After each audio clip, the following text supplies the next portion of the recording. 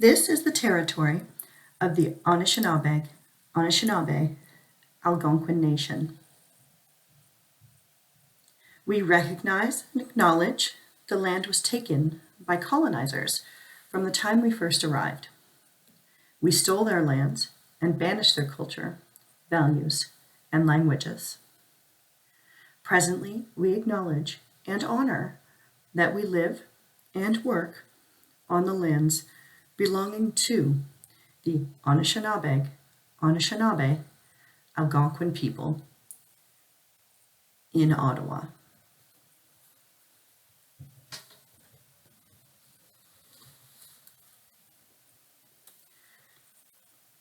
Hello everyone, my name is Lishwan He. Welcome to Deaf One Interview. Today we're interviewing Jo-Anne Bryan. Thank you for joining us. Just letting you know, my name is Jo-Anne with an E, not an A. Sorry. How have you been since the pandemic started? A lot of things happened, a lot of reflections on a lot of excitement, feeling nervous, how to deal with transformation, for example, looking back on my father's death 8 years ago, dealing with my anxiety, reflecting on my art, especially since it's been on hold or rather ignored because having anxiety affected my thoughts. Also, in addition, there's been a lot of digitalization, being on camera via Zoom, being in a digital world of art. There's a lot of possibilities, which is thrilling. It's nice knowing that sharing art through Zoom is possible. We can work with deaf or hearing people regardless of their hearing status. There's a lot of intersectional experiences this past couple of years. Not 1 year, it's been 2 years now. It's so interesting how time speeds up in the blink of an eye. Time's fast, 2 years already, wow. Yeah. So next question, can you tell me the story of how you became an artist? I first learned ballet because of my parents. Once my parents discovered that I'm deaf, they tried to give me the most normal life I could possibly have as a deaf child. They put me in various activities. So the first thing was dance, more specifically ballet. I studied for 5 years. I learned tap at the same time as well. Other deaf kids were in these classes taught by hearing instructors. It was something that I was passionate about. So that's my first experience of expression through dance with a group. Later on, my mom gave me a book to read, so that led me to be fascinated with writing. Then I took drawing classes. Really, I've been involved with so many disciplines of art. My mom loves creating clothes. She sews. She has a strong influence on me, really, just so supportive and encouraging. So your parents really gave you a lot of opportunities to explore your interests so you could find your passion. Yes, exactly. Where did you get your inspiration from? From your mother, correct? Or someone else? Yeah, really, I have various sources of inspiration. Each person I meet inspires me. They give me so many perspectives, really. What I thought I knew wasn't true, as I learned. We learn something new every day. Right, exactly that. So the inspiration comes from mostly my mom. She's a strong role model because she's a woman. I had my father and brother too, but they didn't understand what it means to be a woman. I was rebellious. My mom really encouraged me, so I took look up to her a lot. It is really nice feeling to have a role model to help you navigate through life up to now to be who you are. Yes, that's right. What types of poetry do you create? What kind of mood do you work with and why? My poetry so far in the real world, like I just said previously, I've been neglecting my art. Most of the time I work within the community offering support and advocating. So in terms of my expression, that has been set aside. Now, when I'm by myself, I like to write, but I don't really show anyone what I write. And I think it's because of my anxiety too. Really, honestly, during the pandemic, my anxiety became more noticeable and obvious. Looking back, I realized that's why I didn't show my work, because I was too worried about what others thought, so I just pushed it aside. It's my safe space to express, so I don't have to show this to anyone. That's how I deal with whatever. For example, Black Lives Matter. I expressed what I felt and put it away in safety. So it varies. So it depends on your mood. When you feel anxious or whatever emotion you're feeling, you fill these pages out. Do you write when you're happy? It really depends on the circumstances. It varies. Whatever happens comes up in my head, I write. Sometimes I'm on the train thinking about it. When I get home, I just write it down. It depends on the mood. Interesting. This applies to my illustrations too. True, you get inspired. Right, so I either draw or write. So you did a poem called 400 Years. That poem was featured at Sound Off Festival and Luminato Festival. People have described it as powerful. So for those who haven't seen your poem, can you explain a bit about it? 400 Years was something I wrote as I was impacted by the Black Lives Matter movement 2 years ago. I've been ruminating a lot, thinking about my father and my mom. As I grew up, my parents were different. You see, socially, we were strongly involved with the Black community. Like when it came to shopping or going to church, we only went to Black-owned shops or Black churches. We didn't socialize with white people. We never saw them. I asked them why we only went to Black-only spaces. What's wrong with white people? Aren't we all human? My parents didn't know how to explain. I didn't understand growing up, so these memories were stored in my brain. People look at me, of course, I'm Black. It's the skin color I live with every day. People are nervous when I walk by them. I walk the same street every day, and if I was white, people would just ignore me. But no, they don't ignore me because I am Black.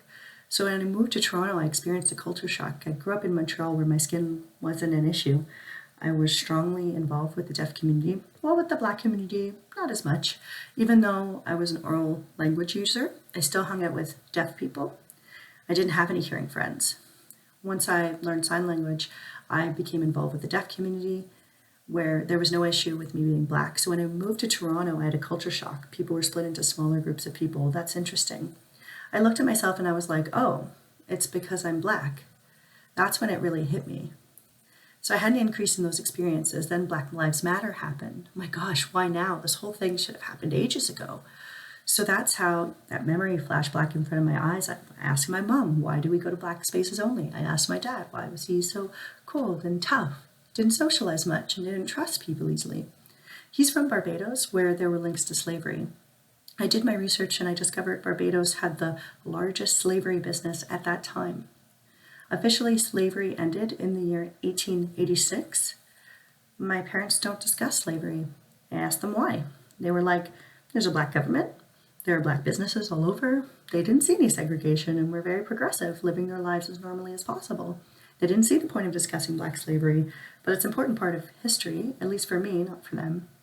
So that's how I composed 400 Years, and I showed it. Wow.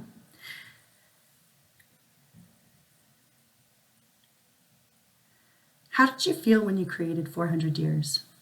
I felt excited, scared especially with what people would think of it, but at the same time, it was a good feeling to showcase it, to inspire people to assess themselves, to think about privilege and the impact they have on us. It feels good to express that. That's good. What would you like the audience to know about your poetry? Just listening. Look at yourself. Look inwardly. Analyze yourself and how you think. Does your thinking change, or is it deeply embedded? More listening. There's so many stories out there that can help us to learn perspectives rather than staying on one road and putting up blinders. Break free from those blinders and listen to those stories, making this world a better world for the future. I don't know.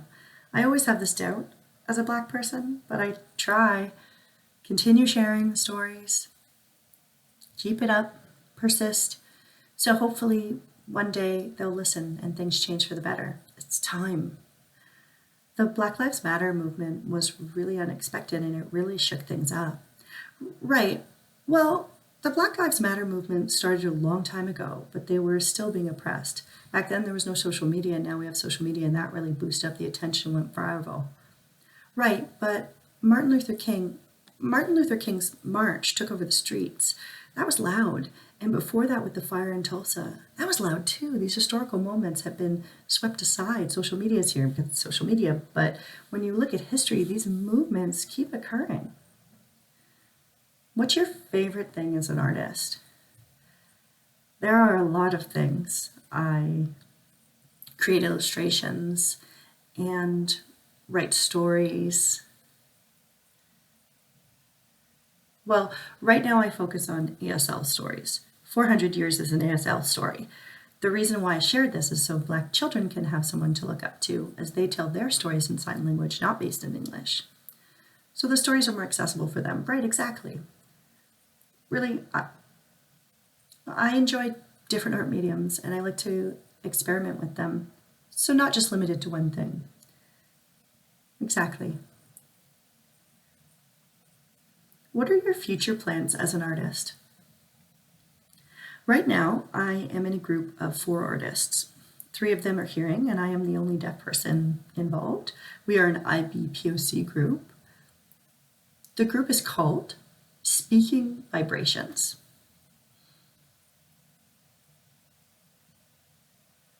We started in 2019 here in Ottawa with the Uproar Festival, a feminist festival where we did a performance.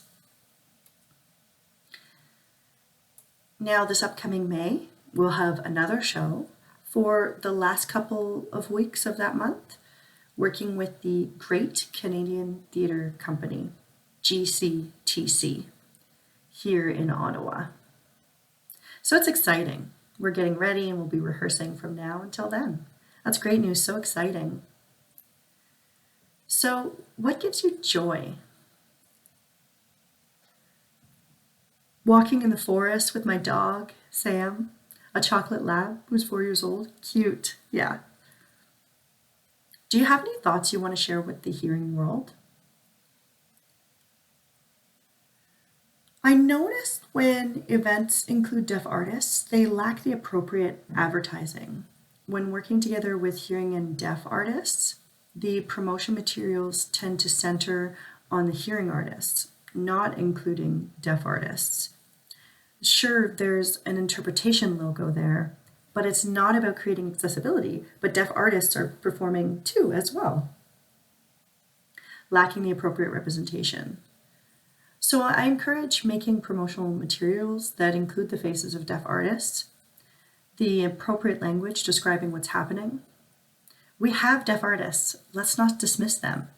So when people are buying tickets, they're missing out on that important information. Having that information on display makes people more interested to purchase to see that show. They can have the option to watch whichever show they want to. Deaf people deserve that recognition. They've worked hard. That's right, exactly. True. With the hearing perspective, it's more of an accessibility thing to them, but that accessibility needs to be changed into a question. What do you need? What do you want to see? Make sure that their needs are being met and share that information publicly. I don't want them to just think about interpretation services and that's sufficient. No, there's more to it. That makes sense. Do you have any thoughts that you would want to share with the deaf community? The deaf community is in the deaf community in general. Like, do you have any advice for them?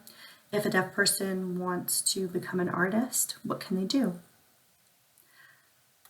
So I struggle with the phrase deaf community because it often excludes IBPOC. There are divisions in the community. Yeah, it's not inclusive. Well, for those who are interested in the arts, I encourage people to go after their passion and interests. If they want to do it, then do it. You got a dream, go ahead and make it happen.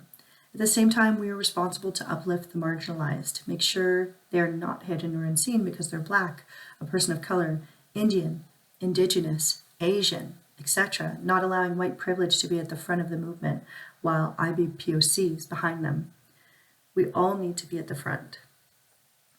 The deaf community needs to go through a reconstruction. There's a lot of rethinking that needs to happen, learning perspectives and really everything so that we can re-emerge, so we can have more artists who are IBPOC that are being seen, enthusiastic to be involved, to fight as an activist, not dismiss. That's my interpretation. Hopefully there'll be good changes in the future. Hopefully it's sooner than later. Yes, really it's time. Also, hopefully the Black Lives Matter movement brings a change of perspective to the community. Yes, definitely. Yes, that's all for now. I think Black Lives Matter should be documented in books so the children can all learn about it. Yes, exactly. It's a part of history. It's part of Canadian history. Well, deaf Canadian history, a new definition that includes the disabled experience as well. Yeah, true. Deaf blind, etc., including LGBTQ.